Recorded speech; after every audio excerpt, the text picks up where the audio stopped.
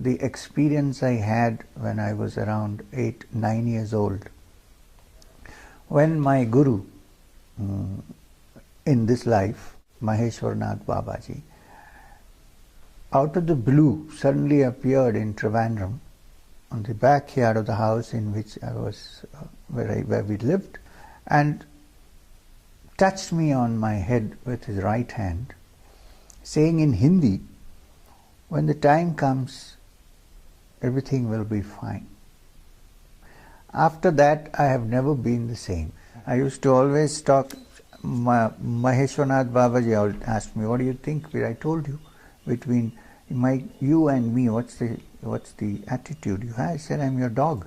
I sit before you, I look at you, I stare at you, I whine when I'm hungry." Tears flowed when your teacher, Maheshwarnath Babaji, led you to Sri Guru Babaji for the first time. Mahavatar Babaji for the first time. So is he the same Babaji whom Yogananda refers to affectionately in the world-famous autobiography of a yogi? That's the same one. Yes. The bare-chested youth with long hair sitting in a There is only one Sri Guru. Guru Babaji is none other than the person or whatever being about whom Yogananda talks about in the autobiography. Many people call him mythical, but it sounds like what you're saying is he is the opposite of being mythical. Yeah. Many people think that it is an idea and not a real thing, but it's much more real than the objective world that we see. When I say I am in touch, I mean Sri Guru Babaji. This is important to me. As a youth, you were interested very much in the life of Shirdi Sai Baba. I had this deep attraction towards him, which I attribute to my past life connections with him, which I have not revealed, neither in my autobiography nor anywhere else. You said that in your book, but you said when it's time you will. Right. Is it time now? Do you want to start revealing more now? No. As far as Shirdi Sai Baba is concerned, my experience in the book which I have written is not a vision. It's not a vision, it's an actual fact. It's real. For me, yeah. It was absolutely real. You saw this man. I saw this man. And it was I saw this man, I felt this man. No vision gives you a bunch of currency notes, money, and says, "Go." Which vision can give you? And this man who had been dead for several decades before you. That's what we thought, that he is dead, but he is not. This is exactly what I'm saying. I must ask you about Sarpaloka. You wrote about it. Tell us about Nagaraj, the reptile, the snake, the spiritually advanced being. This reptile from not just another planet but a different galaxy. I also know that this is one of the most difficult things to believe in the book. Fine, I am going to say what I felt. They can take it or leave it. You have no idea, for a young man of 20 in the middle of the forest in a Arundhati cave, suddenly face to face with something which looks like a snake but speaks. You see, there are worlds where there are beings who don't look like us.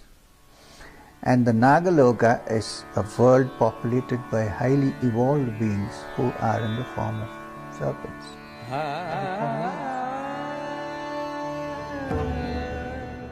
It is one of the most curious stories Sojourns has ever recorded. Discovered at the end of this bumpy road, at the ashram of a holy man.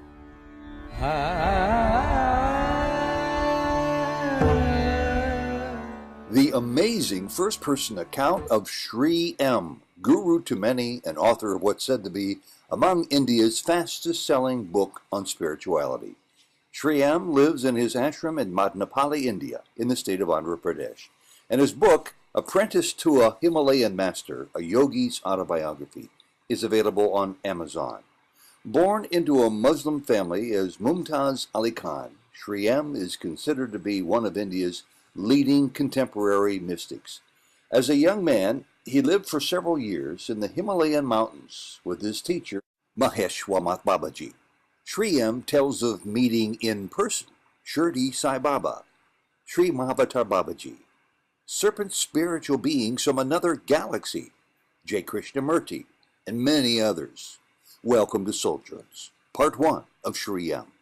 This interview was recorded in Sri M's home in Madinapalli, India, in December of 2012. Sri M, Mr. N, Madhu, thank you for this opportunity to be with us on Sojourns as people learn more about how to advance their own spiritual self. You were born to a Muslim family. What led you to move beyond it to explore the secrets of the Himalayan rishis, swamis, and gurus? Yes, you're right. I was born in a Muslim family. But, one comes with a lot of background into this world, except that some people don't remember, some do. I happen to be one of those exceptions who remembers. And therefore, even though I was born in a religion which is different, you see, the problem is all religions have been founded on some kind of mystical experience. Mm-hmm. As days go by, as years go by, the inner mystic experience is kind of covered up by the outward practices. So, even though Islamic religion appears on most part to be a practical thing for 5 times prayer and all that kind of thing, and that this path is the only true path, and there is only one holy book and there is one prophet and so on, deep down there is a mystic streak in Islam which is called the Sufi. So when I was a young child, my first experience of the Sufi understanding of Islam was my grandmother telling me stories about the Sufis. I see. Right. Now, it's quite natural that once you get into the mystic stream and you have a background of the past, you don't then confine yourself to Sufi or Islam. You go forward. You kind of get over it and go beyond. Years ago, when I started more seriously on this path as a novice, I quickly came to understand that those who were the mystics at the top of Islam, Christianity, Judaism, Hinduism, they had more in common with one another, it seemed, than with people of their own. Absolutely. Yeah. It's true.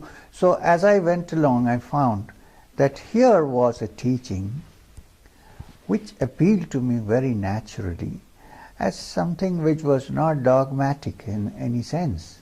It was an exploration. You see, all the Upanishads, for instance, are dialogues between the rishis and the students.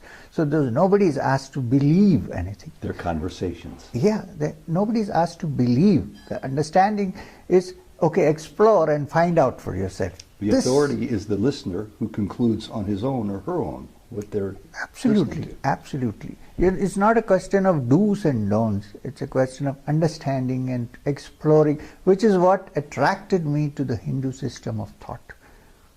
You said that you thought all young boys had a deep interest in God. When did you realize that you were the exception to the rule? Oh, I can tell you 1 or 2 examples. When I found a religious person or heard someone talking about a religious experience, or when I went to passed across a temple or a church or any religious place, I would feel a deep stirring in my heart, which you cannot logically explain. And even now, in those days impossible because my vocabulary was quite limited. Even now I cannot explain this feeling because it's beyond ordinary reason. It came from the soul. I didn't know that it is because of my past birth and experiences at that point, but now I know why. So that was one thing. The other was that the experience I had when I was around 8, 9 years old, when my guru in this life, Maheshwarnath Babaji, out of the blue suddenly appeared in Trivandrum on the backyard of the house in which I was, where we lived, and touched me on my head with his right hand, saying in Hindi, when the time comes, everything will be fine. After that, I have never been the same. He materialized. He didn't just walk in off. Well, I can't say whether he materialized or not, because we had a very small compound wall at the back, and when I first saw him under the jackfruit tree, I thought that some kind of a beggar or someone has jumped across the wall, because I didn't see him come and I didn't see him go, but I didn't see him materialize out of thin air, except that when I looked, there was somebody there. And then he gestured and I went close. The normal reaction should be that you should get frightened because there's a stranger, but I was not, which also I cannot explain. Now I can, but not at that point. So I went towards him, and he put his right hand on my head and said this. And then he said, "Go back." So I turned and walked back. It's quite a distance, the backyard, it's quite long. So by the time I reached the kitchen door at the back and turned around,